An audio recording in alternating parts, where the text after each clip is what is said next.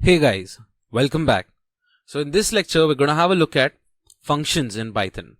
So a function is very simply a block of code which only will run when you call for it. Alright. So let's try and see what this means. So you need to define a function by using the def keyword. So when you write def and you define a function, let's call it the trial function. Alright. And you leave brackets like this with a colon, and here you gotta write what's gonna happen if this function is called. So if this function is called, we wanted to print hello world. Alright, so this is how you create a function. Alright, so once you've created a function, you gotta call for a function. So to call for a function, you write the name of the function. Alright, so here you can see trial function is coming, and if I haven't told this to you earlier, to select it you can either hit enter or tab. Alright, so I'll hit tab. So you gotta name the function or use the function's name followed by parenthesis. Alright, and run. So when I run it, here hello world got executed. So if I remove this, which is the call function, and run it, nothing will come. Alright, so you need to have the function's name with parenthesis in it. Okay. So another thing is you can pass an argument inside it. So information can be passed inside this function as arguments. So what I mean by that is, if for example, I'll keep this print x plus space plus y. Alright, and I basically want, okay, let's just keep it as x plus world. I'll not go into double functions now. Let's go into single functions itself. And we want that a trial function should get defined with x in it. And this x that you give over here will get placed into this. So this is something called as functional programming, which you're going to enjoy a lot. So when the value of x is passed, you will print whatever x is plus world.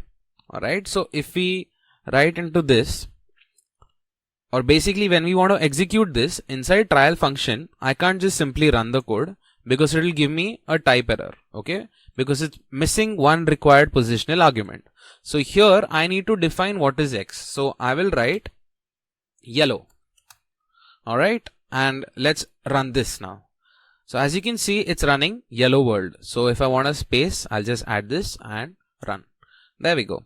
So that is how you pass an argument through a function.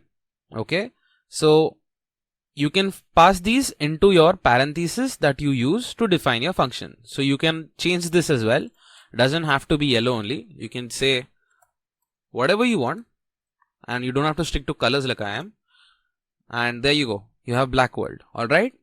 So there are two things I want to discuss with you. Parameters and arguments.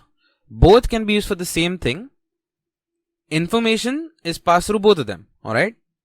But from the perspective of a function, a parameter is the variable that is listed inside the parenthesis in the function defined. Alright. So you're defining a function here and this variable passed through it. This is basically the parameter. Alright. But when you call for this function, what you pass through it, this is the argument. Alright. So remember this. When you define a function, what you pass through it is a parameter. When you call a function, what you pass through it is an argument. Okay. So you can pass a number of arguments as well. Like I said, that was multi-arguments. In the previous one, we used x, but here I'm going to add y. And up here, all I got to do is write comma y. Okay. And now when I call for my function, here I'll have to mention two things. So this is automatically taking the value for x, and then I'll write y, which I'll call as world. Alright. Or let's just write something else because there's too much colors in this world. So let's go with black bear. Alright. And now let's run this. So as you can see, black bear got executed because we passed into our function two parameters, x and y. And we said that we want trial function to print x, whichever I give first, and a space with y, whichever I give as a second argument. Alright. So that is why when I called for trial function, I gave the first argument as black, which got set in the position of x. Then a space was added in between, which is this space you're seeing here. And then bear got added in place of y. Alright. And the three strings got concatenated. Alright. So one thing, like I told you earlier, is that if you have two functions that are given, or even one function, but you don't mention them here, or you even reduce this number of functions by one. So as you can see here, there are two parameters, but I've given only one argument, right? So y has no value that I've provided. So when you do this, you will get an error. So just doing that once again, so you remember that it's a type error and there is no positional argument given for y. Alright. So this is functions and how you use them in Python. Alright. So play around with them, learn more about them, because there's a lot inside this that you can work with and you'll have a lot of fun with it as well. Alright. So I'll see you in the next lecture.